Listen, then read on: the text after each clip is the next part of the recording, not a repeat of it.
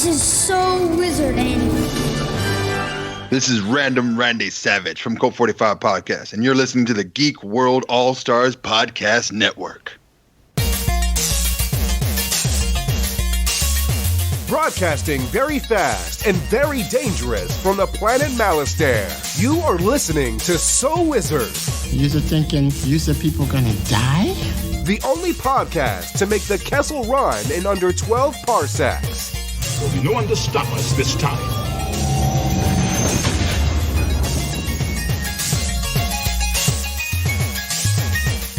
What's going on, everybody? It is time for episode number 301 of the So Wizard Podcast. I'm your host, Joey DiCarlo. My co-hosts are the queen of all nerds, Aubrey Litchfield. Guess who's back? Back again. Aubrey's back. Tell a friend. Aubrey, what show are you recording this week? We are on Pint of All Comics.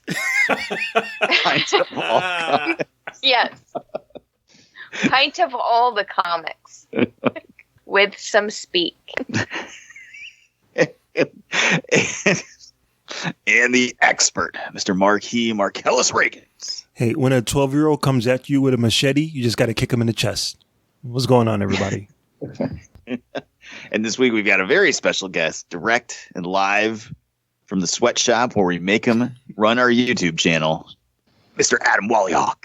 Hey, thanks for having me. Oh, anytime, Adam, anytime. But you, the listener, are listening to So Wizard Podcast, where three friends discuss the world of nerd, podcasting weekly on the Geek World All-Stars Podcast Network. This week we've got a little bit of news, which is surprising in the world of pandemic. And then we've got a review of the new movie on Netflix. Chris Hemsworth is Extraction. It's all about going to the dentist and getting your teeth pulled. Before we get into that, how is everyone doing? Adam, what's going on in the world of Wallyhawk? Everything. Very busy. That's not good. My workload tripled with quarantine, but it's all good. Well, as long as you're pumping out those YouTube videos. Trying to, yeah. What's coming up on YouTube? Trying to get another direct focus done and trying to still collect Star Wars news, but that's scarce. Just about any news is scarce right now, sadly. Yeah. It's tough out there for a current events, movie, news, and review podcast. But Aubrey, how is quarantine treating you? I've been working.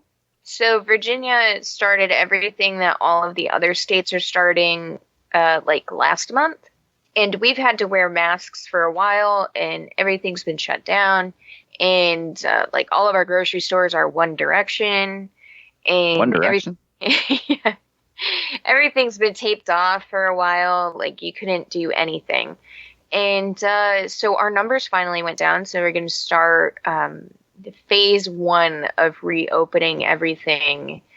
And so on Friday, they're going to do restaurants and breweries, outdoor seating can be at 50% capacity. You can't be near sidewalks and stuff like that. But so Friday, we're going to be able to start having people actually sit down outside and drink instead of doing pickups and deliveries. That's what I've been doing a lot of is pickups and deliveries.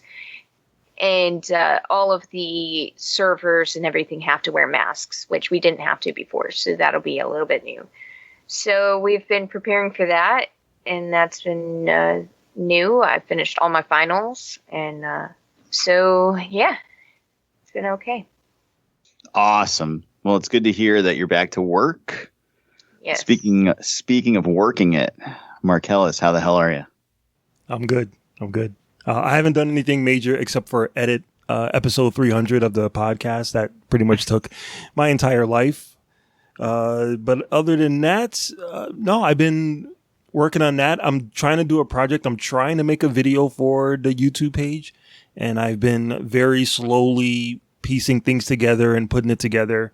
It's definitely a lot more effort than I need to put into it, but I have no other choice. I have to do it all now so I can know how to make it easier for the future.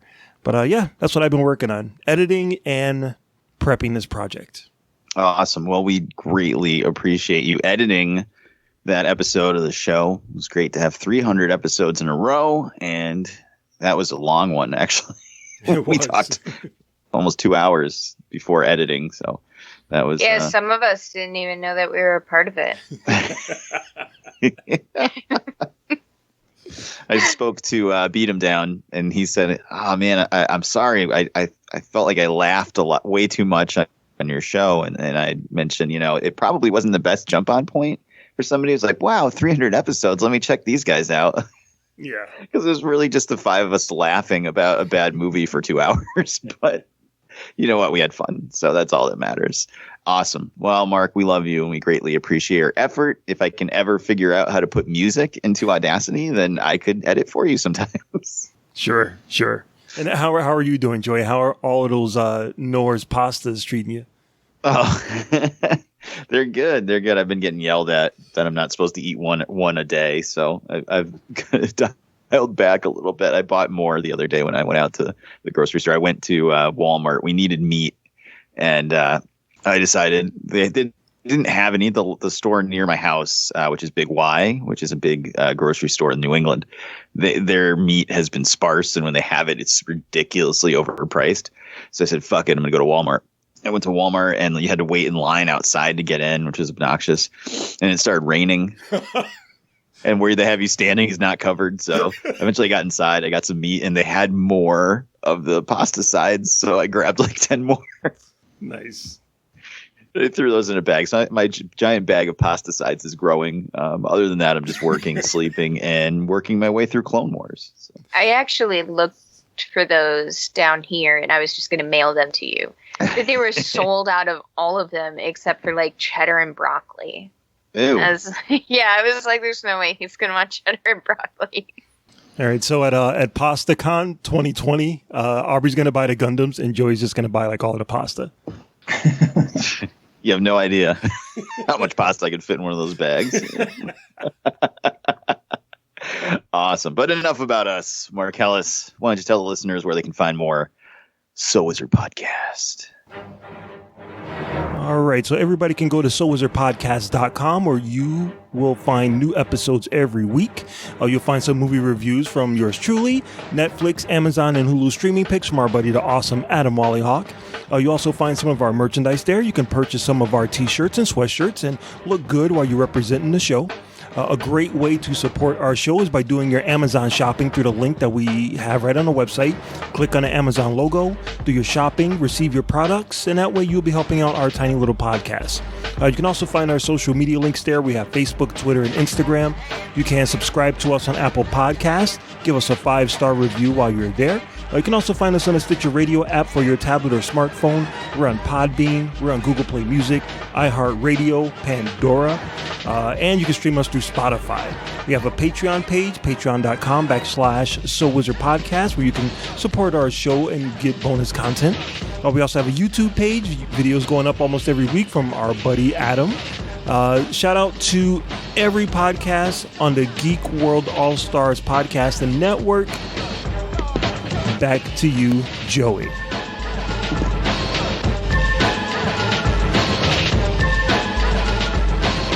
I'm a straight up nerd. All right. Well, I guess we do have a little bit of news to talk about. So, Marcellus, take us through what's going on in the world of nerd this week. Yo, pump it up. It's time for the news. Yo, we getting ready to bring you the news, boy. All right, so this week in nerdy news, a little bit of Star Wars news that's happening. It looks like Mandalorian Season 2 is definitely amping up to bring in some big guns this year. We already talked before about Rosario Dawson coming on as Ahsoka, live-action version of Ahsoka, and now a character that they actually teased in Season 1 that they never really fulfilled on. Had people scratching their heads. They confirmed it. Boba Fett is going to be in Mandalorian Season 2. And they're going to have the gentleman that played Jango Fett and the clones from the original Star Wars movies, Tamura Morrison, is going to be coming back as Boba Fett. So I think this is really cool.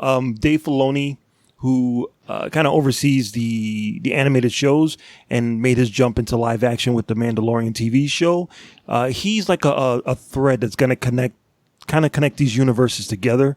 So I think the fact that we're getting more of his part of the universe with these characters, having him involved, I think is really cool. So I'm psyched to see Boba Fett back in there. I'm glad he made it out of that Sarlacc pit. Some people might feel this is jumping a shark, but I have no issues with it. So yeah, I'm pretty psyched about it. But what do you guys think about it? Let's start with our special guest, Mr. Adam Wallyhawk. Adam, what's up? I think it's really cool. Boba Fett's definitely a fan favorite. My only apprehension is I don't want him to outshine the Mandalorian. You think there might be like a Mandalorian versus Mandalorian battle that might happen? Well, I'm more afraid, like, Baby Yoda already took so much attention from the show. Yeah. That if they now bring in Boba Fett and Ahsoka, like, what's left for the actual Mandalorian? Gotcha. All right. Still excited. All right. So, Aubrey, what about you? How do you feel about Boba Fett coming back?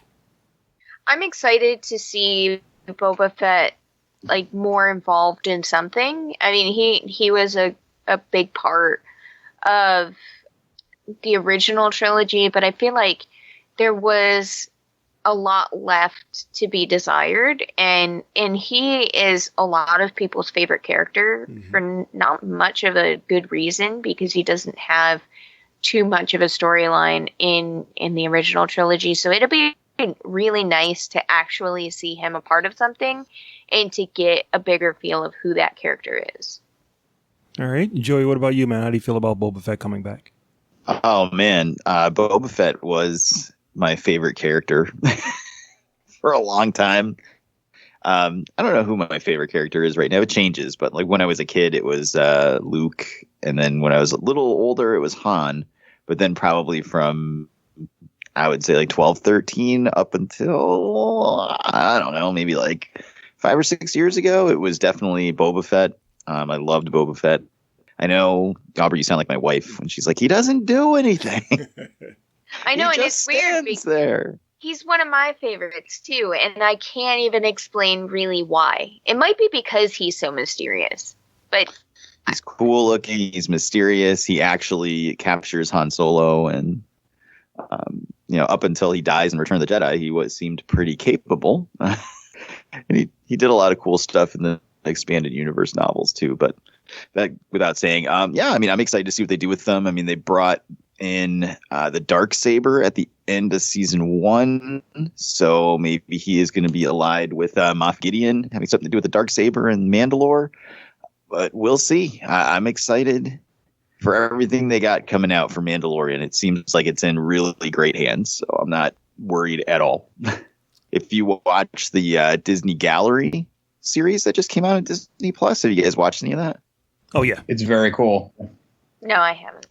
Dave Filoni talking on that, and you're just like, you want to jump through the screen and be like, grab Kathleen Kennedy and be like, make this man the Kevin Feige of Star Wars immediately. My exact thought. Because just listening to him explain like the prequels, you're like, oh my god, this guy's amazing. What the fuck? I love the prequels now. But it's cool seeing a whole lot of stuff from like Clone Wars tying into this, because now I'm watching my way through Clone Wars, and thank God I made it out of season 1. Season 1 was brutal. And then right towards the end of season 1, it starts getting better. And then season 2 has been pretty freaking awesome so far. So like now I'm like all in on Clone Wars, and I'm like, oh, sweet. Look at this guy's coming back, and this guy and this guy. So now I'm excited to see what comes forward in The Mandalorian. I'm actually thinking about what you said, Adam, before. Like if someone said that they were going to make a TV show and Boba Fett was going to be in it, like all of the cool stuff that we would want for Boba Fett, they already did with The Mandalorian. Like he's already doing all of the cool Boba Fett shit. So I kind of feel like Boba Fett already has his TV show. So them bringing him in, like what is he going to do? He can't do any of the cool shit because we already saw The Mandalorian do that cool shit. Do you think, I don't know, how do you, Adam, how do you think that's going to play out between the two of them? Well, I feel like they're going to be at odds with each other for sure, because Boba Fett's not an actual Mandalorian. Mm-hmm. And also, the fan theory is that it was his foot that showed up in the episode with the two bounty hunters, Michelle Yeoh and the guy who looked like John Travolta's son. Yeah. people think that was Boba Fett, so that makes me believe that he's allying himself with them in some way. Yeah, I definitely think that they were teasing that to be Boba Fett. So that means we get to see that character. We get to see all of those characters come back. So I think it's pretty cool. All right. So then the next bit of news is later on we're going to be talking about a Netflix movie, but we did do a review of a big Netflix movie before, and it looks like that movie is getting a sequel. I don't know if anyone wanted this or requested this, but Bright Part 2 is actually happening now. We're not going to get David Ayer back. He is working on some other remake. I forgot what it was. It's not the Suicide Squad. So he's gone and Suicide Squad 3. Birds of Prey. Suicide Squad 3, Birds of Prey. That's what it is. And neither is Max Landis. Max Landis is out of the picture too, which I'm sure a lot of people are grateful for. But especially women on the set. But we're getting my boy Louis Leterrier back behind the camera. The director of arguably one of the best MCU movies of all time, The Incredible Hulk. God. The opinions of Marcellus Reagan's do not represent So Wizard Podcast. I love pushing that button. But yeah, I think Louis Leterrier is pretty good. I haven't had a chance to check out his Dark Crystal show for Netflix. I heard that was pretty good. But yeah, him and Netflix are doing good things now, and now he's going to be doing Bright 2. I was not the biggest fan of Bright, but they obviously have a lot of faith in it, and they definitely want to do more of that mystical humans and magical elves type of world. So yeah, we'll see how it goes. Bright 2 with Louis Leterrier. Is anyone besides Marcellus excited for it? Aubrey? I don't remember hating Bright. I mean, I'll watch it because I don't remember hating it. So we'll see. Well, I'm not like. If you thought you weren't going to have to watch it. Well, I'm afraid I've got some bad news. Bright 2 is definitely going on the docket. I mean, the idea behind it wasn't horrible, so we'll see. And if Will Smith is still in it, then I'm not angry. I don't remember hating it. I don't remember much of it, but I don't remember hating it. Okay. All right. Joey, how about you, man? How do you feel about Bright 2 with Louis Leterrier? Well, for all the shit I like to give Louis Leterrier, he did direct Transporter 1 and 2, so I do love those movies. So good on him.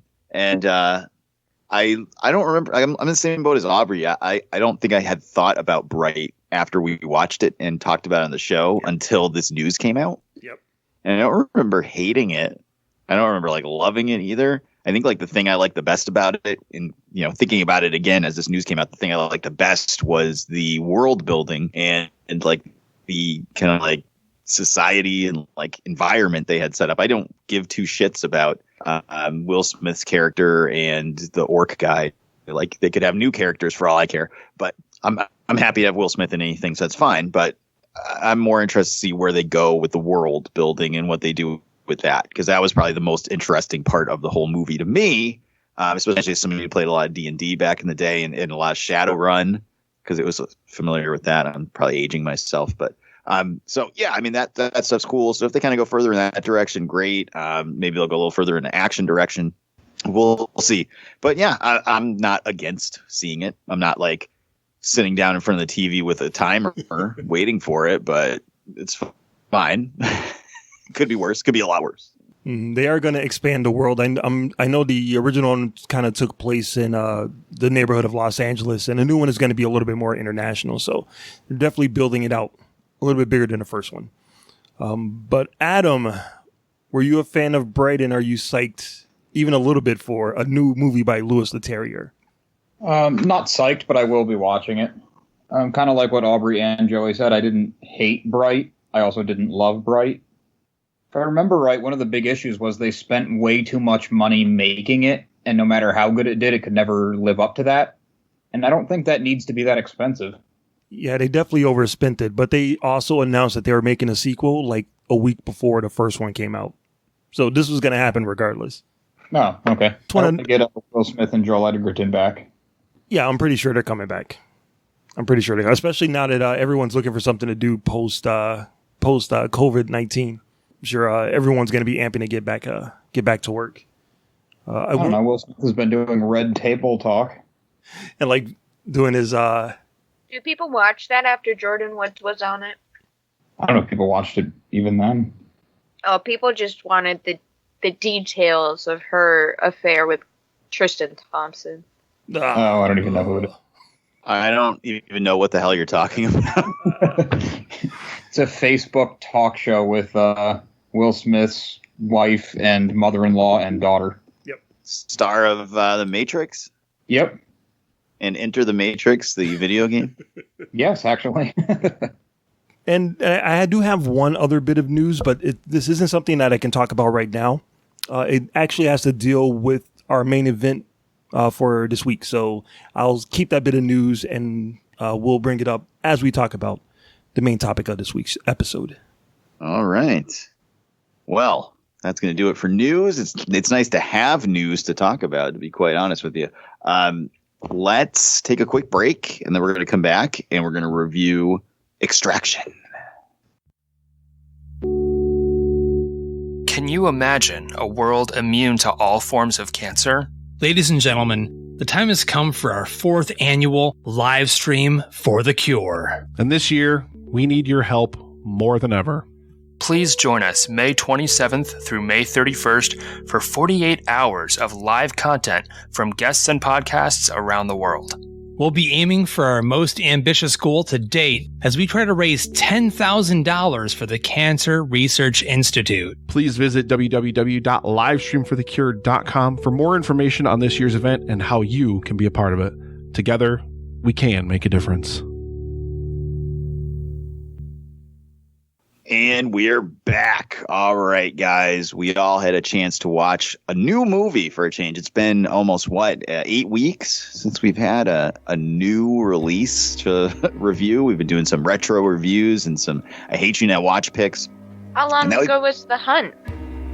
We did that for Patreon, so that was technically probably like 6 weeks ago, 3 weeks ago. I don't know, but it doesn't count because it was only exclusively for Patreons and not on the main podcast.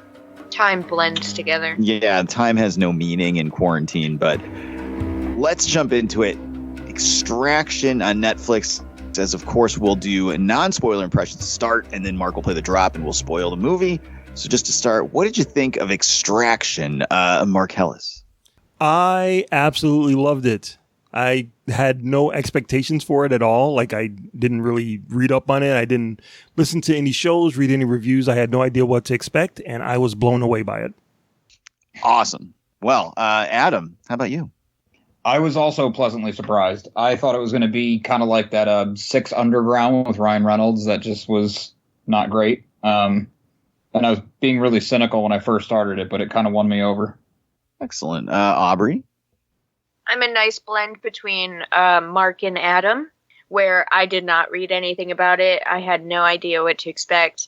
I was a little cynical at first, and I was pleasantly surprised. I really liked it.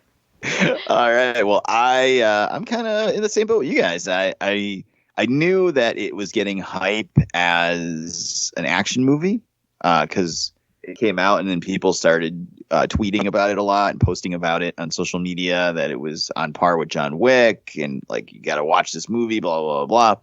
And I was interested strictly because of the director, who was a stunt coordinator on a lot of MCU films, mostly ones that had really good fight scenes. So I was interested and I watched it, and I gotta say it was pretty awesome. I really liked it. I didn't know what the plot was. I didn't know anything about it other than Chris Hemsworth in an action movie, and it delivered in spades. I really enjoyed watching it. I thought it was pretty good. But we must spoil the movie. So Marcellus, drop the drop, and let's get into Extraction. Spoiler alert! I had seen the future, and I had to prevent it. All right, let's start with likes. Marcellus, give us some things you liked about this movie. Yeah, there's a lot of things I liked about this movie. There is a chase scene that happens probably about, I don't know, like 45 minutes into the movie. That's a 12-minute one shot. meaning the camera follows the characters as they run around, jump in a car, drive the car, get out of the car, get in more fights. It's all done in one take. And it's kind of like the director was like, oh yeah, I saw 1917. That's nice. But here, let me do the same thing in a short amount of space, but give you 3 times the amount of action. And it's amazing. You can kind of see the seams a little bit, but I didn't care. Just the fact that they were going that hard in the middle of a movie to do that 12-minute nonstop one-shot deal, that blew me away. I actually went back and rewatched just that scene. It's so good. So that's one of the things that I loved about it. Awesome. What part was that? The part where where there's the other guy, the guy that kind of the bodyguard of the kid of Avi. Yeah. Where he catches them in a forest. Like he starts chasing them. They're in a forest. They run out of the forest and they jump into the car.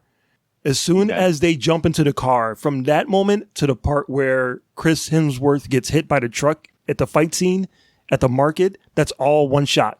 Wow. I didn't even notice that when I was watching it. So yeah, it's pretty seamless. Go back and rewatch it. It's pretty seamless. They do a really good job blending it. Oh, all right, cool. How about you, Adam? What's some things you liked about the movie? The action was definitely on point, and I like the little attention to detail that a lot of action movies get wrong. Like he reloaded the gun, a silencer didn't actually make it completely silent. Different things like that, and I like that the hero took hits. Yeah, he was not in a good way towards the end of the movie.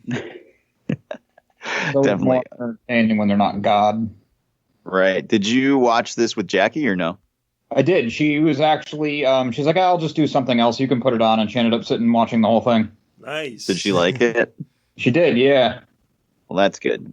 You get to stay married for another week. Yep. I bought myself some more time. That's right. All right. Aubrey, how about you? What do you like about the movie? I loved the movie. Chris Hemsworth did an amazing job. I actually watched this movie at work. So there were a couple times where I had to pause it, but I was fully invested in the movie from the beginning. I think that Chris Hemsworth did an amazing job as an alcoholic / drug addict almost. I was really excited to see Hopper in there. I was disappointed by his character. Avi had a great complexity to him, where he is the child of a drug lord, but he doesn't have the mentality of the drug lord. And I could sympathize with that a little bit. So it had such a good story that had this level of complexity to it that kept you completely interested in it. Awesome. Well, yeah, I mean, I really, really, really liked the movie. I loved the action scenes. I think the first one in the apartment, when he first finds the kid, is just like phenomenal and really violent.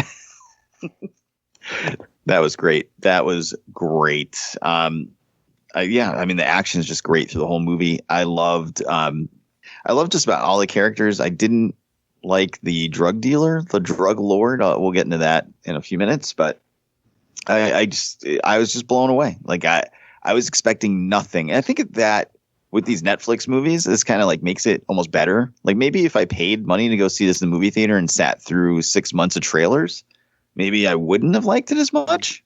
But considering my expectations were nothing, and I just sat down in my home and watched it, I probably liked it a lot more than I would have. But man, when he killed that guy with the rake, I couldn't believe it.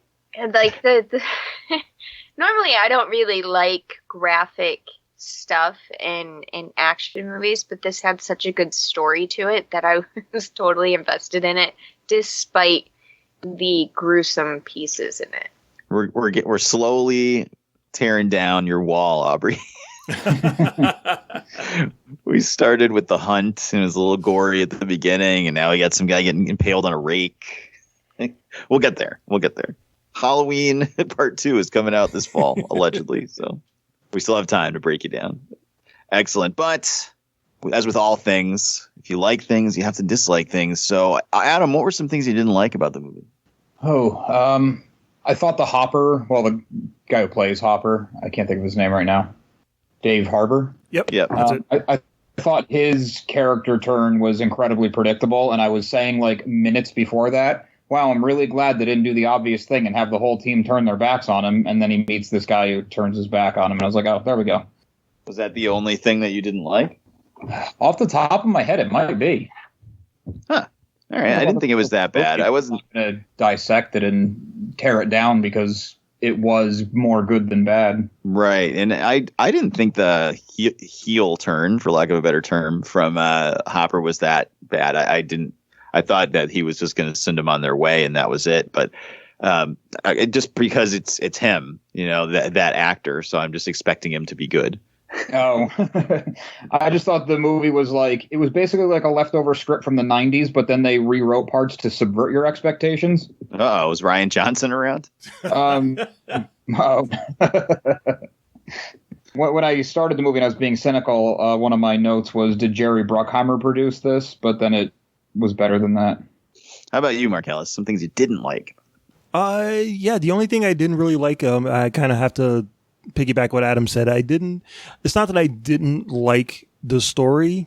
It's not that I didn't like the way it was written. I just didn't like that part of the story. Like, I wish that there was another solution, but I understand why it happened. I mean, if you're hiding out in India and, your friend shows up with a $10 million bounty, $10 million is a lot of money, and especially if you spend some time in that country, you see it as your way out. So I can definitely understand why he would do that. It just kind of bummed me out because, even though he's only in a few scenes, he's really good. He's a really good actor. And for some reason, I really bought into his character. And I'm like, holy shit, this guy's really good. So the fact that he's kind of, for lack of a better word, a heel, that kind of sucks. That I didn't like. But, it's part of the story, and I can understand that. I also didn't like the little the kid that wanted to be the badass. I was getting some real City of God flashbacks, and he just the fact that you knew what was going to happen at the end of the movie, because the movie starts off with Hemsworth already beaten up and bloody, and and then it goes 2 days before, so shit's going to go down. But yeah, his final appearance, that little 13-year-old kid's final appearance in the movie, that pissed me off. I understand why, and they set it up nicely. It still pissed me off.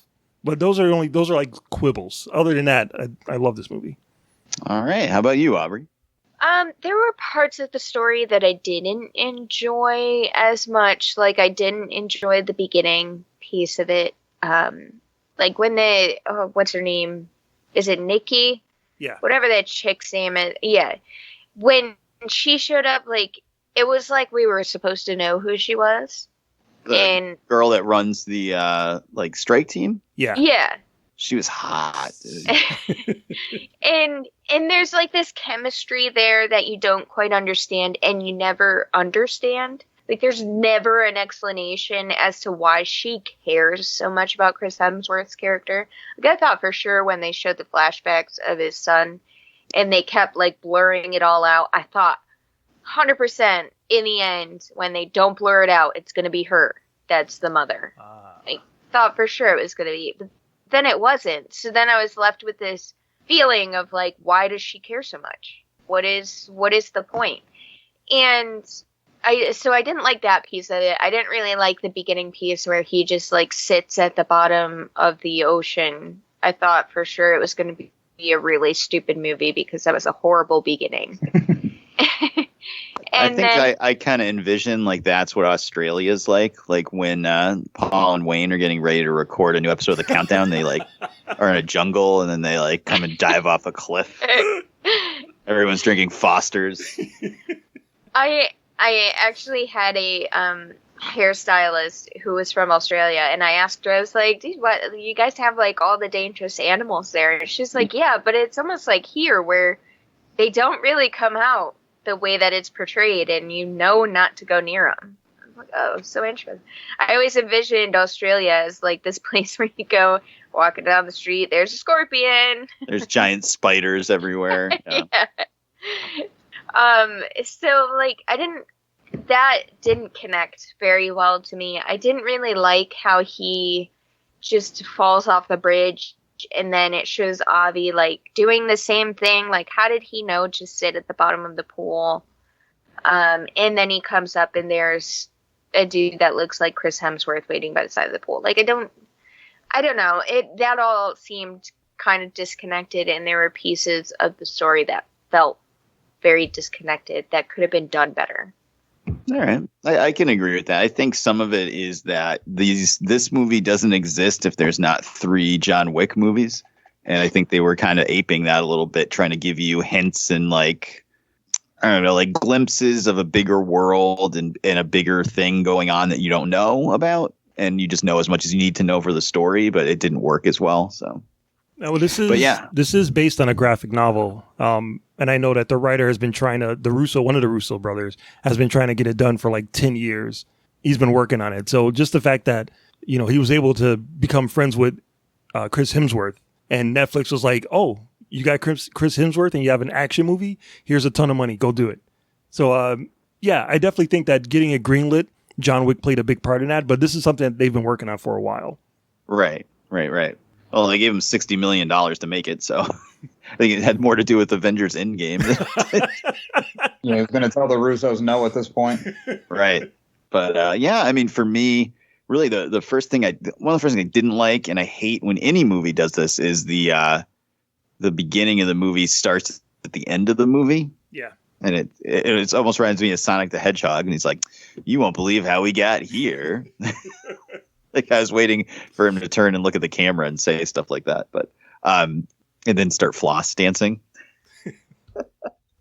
But because then that nothing, he has to get to that point on the bridge, so it takes attention out of the rest of the movie.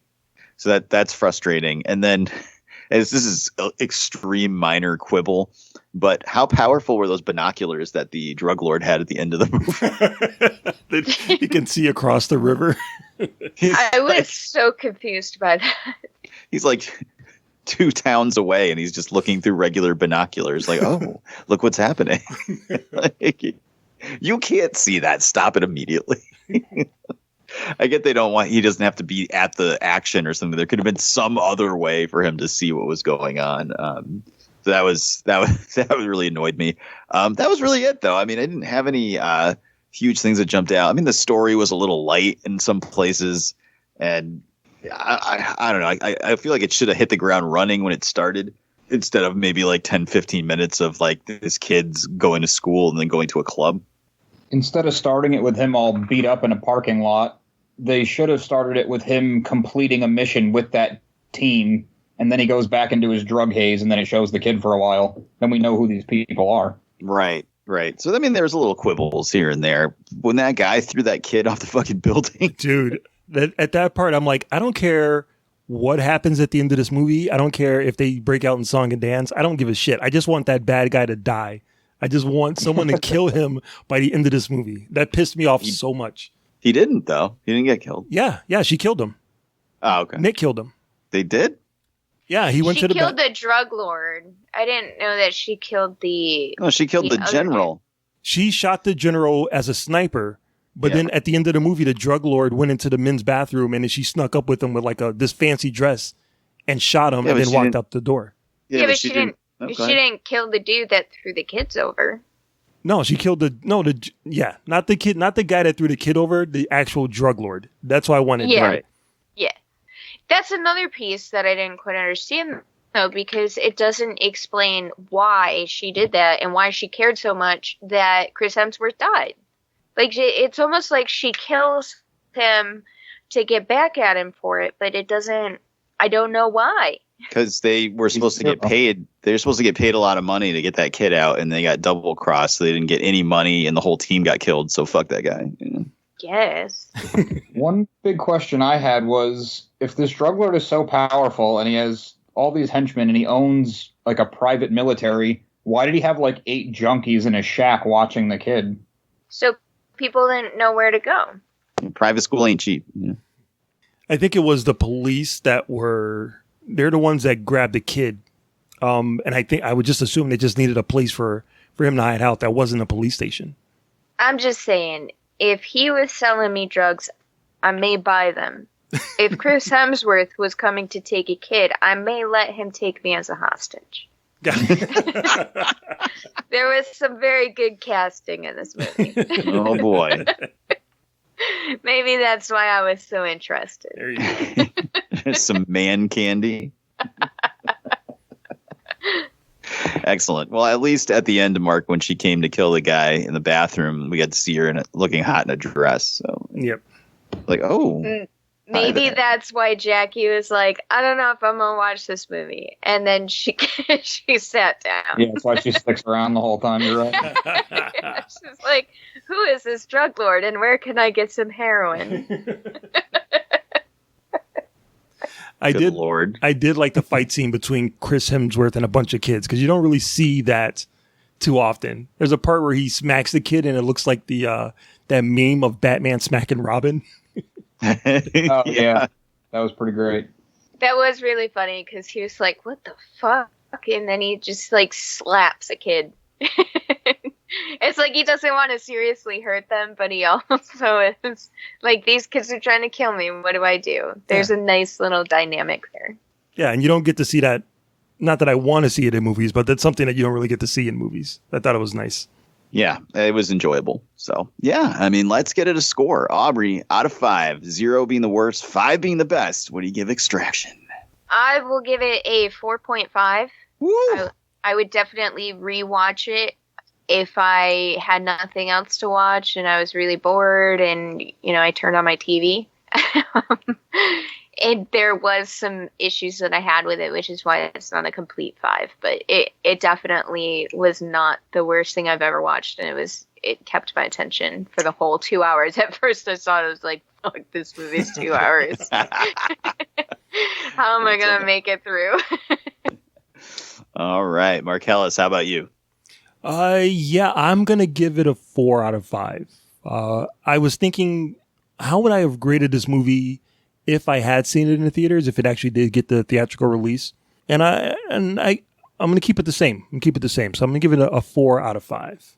I actually really enjoyed it. Awesome. How about you, Adam? I got 3.5. All right, 3.5. Are you grading it higher because it was on Netflix or lower? I think if I saw it in the theater, it would have been very forgettable, middle of the road. But because I thought it was going to be a forgettable piece of crap, and then I liked it, it gets a little bit of a bump. All right. And I'm gonna agree with Adam and give it a 3.5. I really enjoyed this movie. I liked it a lot. It does have some issues, but I feel like it kind of gets a bit of a Netflix pass where you're like, there's some issue here, a little issue there. And again, nothing huge. Don't get me wrong. We're not talking about like a abomination of a movie or anything. But I feel like sometimes the grade is a little cushier when it's like, oh, well, I just sat down on the couch and watched it on Netflix, so I didn't have to leave the house. So I'm definitely going with 3.5. I was about halfway through it, and I'm like, God damn it. I should have waited to watch this with Colin because, like, this is a friggin' badass action movie, and we could have watched it together. But I guess that means I'm going to have to watch it again. So there you go. I think it's awesome again. Yeah, I don't have a problem with it. So that's great. All right. So, Marcellus, you had some news that you were holding back until the review. What do you got? Yeah, so it looks like Joe Russo, one half of the Russo brothers who wrote this movie, did sign to write Extraction 2. So the question is now whether it's going to be a prequel where they can bring back David Harbour, or a sequel, because as Aubrey mentioned, there's a character that shows up at the end of the movie and you don't really know who it is. It could be Chris Hemsworth's character. We have no idea. So they do kind of leave it open for a sequel. So, so we are getting another one. We just don't know what it would be. Is any of those ideas appealing to any of you guys? Let's start with Joey. Let's start with you. Yeah, of course. Give me a sequel. I do not want a prequel in any way, shape, or form, but I will gladly take a sequel. Just ramp it up. Mm-hmm. Whatever you got to do, ramp it up. Throw them somewhere else and give me some more badass action sequences, and we're good. So, Aubrey, they could make a prequel that will include David Harbour, it include Nick, and you'll get a little bit of backstory of why she was all into him. Is that something you would like, or would you rather have a sequel? Honestly, I wouldn't mind either way because I think they set it up perfectly to go either way. Yep. There was enough flashbacks and hinting at his history in order for there to be a really good prequel. And then there was that scene at the end where they set it up pretty good for a sequel. So I will take either one. All right. And Wally Hawk, how about you, man? How do you feel? What are you leaning towards, prequel or sequel? I'm hoping sequel because they can use that as an opportunity to iron out the little bumps that were in the first one, really refine it. Yeah, I have a feeling that he's going to come out of the water with no memory. It's going to be a Bourne Identity all over again. He's going to have to get a new team and extract someone else. Hopefully it won't be a bunch of shaky cam action scenes then if it's going to be Bourne Identity. All right, well, we're going to wrap it up before we tap it up. Aubrey, let's get some recommendations for the listeners out there. What do you got? You know, I have a whole week to think of really good recommendations. And I never can think of a good one because I don't do enough to have a good recommendation. So I recommend everybody go watch Extraction because it's really good. If you've already watched it, watch it again. And that's all I got. All right, Adam, how about you? On Netflix, there is a comedy special, a 3-part comedy special that is all improv with Tom Middleditch and Ben Schwartz. It's actually really, really funny. They talk to the audience to get the premise, and they even riff with the audience, and then they go into the full thing where they play multiple characters and they jump into each other's characters, and it's just madcap craziness. Awesome. All right, well, Mark Ellis, how about you? Yeah, I want to recommend everyone go to the Collider.com YouTube page. There's an interview with directors of John Wick, Chad Stahelski and David Leitch. Of course, Chad went on to do the other John Wick movies. David went on to do Atomic Blonde and Deadpool 2. But it's a really good hour conversation with them where they talk about Speed Racer. They talk about The Matrix. They talk about insights on Hollywood that you don't really honest insights on Hollywood that you don't really hear from a lot of famous directors. So it's a Collider.com interview with the John Wick directors. They give an update on John Wick 4, which is surprising, and an update on the Highlander movie Highlander sequels, I guess, that they're trying to get off the ground. So it's really cool. It's a really interesting look into Hollywood filmmaking. Awesome. Well, I will recommend that everyone goes to SoWizardPodcast.com, where you can find the podcast every week. Links to all our social media accounts on the right-hand side of the page. And there's movie reviews and so much more on SoWizardPodcast.com. Don't forget to subscribe to us on iTunes, Spotify, Pandora, just about anywhere under the sun that you find your podcast. We will be there. Check out our YouTube channel. You can see Adam on there all the time with Star Wars talk, streaming picks, movie trailer reactions and unboxings and more. Go to YouTube and search So Wizard Podcast. We'll be there for free exclusive content. Don't forget about our Patreon page, patreon.com/So Wizard Podcast. You can support us monetarily and get extra exclusive episodes of the podcast. This month is the only way to find out what we thought of the Oscar-winning movie Parasite is through our Patreon. And I am going to recommend that you watch The Last Dance on, depending on where you live, either ESPN or Netflix, which is, I talked about it on my Patreon exclusive episode last month, but it's a documentary about the final season of the Chicago Bulls championship run. And it's an hour-long episode of a documentary, about 10 episodes long. I think they're up to 6 episodes now. And it is amazing. I gotta be honest with you, this is my TV show of the year right now. It is so good. I don't know how much of that nostalgia for watching a lot of sports during that time period is or not, but I mean, I don't know if Aubrey would be too interested or Adam, but it's phenomenal. So check out The Last Dance on ESPN or Netflix, depending on where you live. And of course, check out the movie Mortal Kombat Legends, Scorpion's Revenge, because that, my friends, is what we'll be talking about next week on the podcast. But that's going to do it for episode 301 of the So Wizard Podcast. I've been your host, Joey DiCarlo. My co-hosts, the queen of all nerds, it's Aubrey Litchfield. So long, and thanks for all the fish. The man with the plan behind the YouTube channel, Adam Wallyhawk. Thanks again for having me. It's always a lot of fun. Oh, yeah. And the expert, Mr. Marquis Marcellus Reagans. I love Babu Frick. Wakanda forever. We'll see you guys next week. Good journey.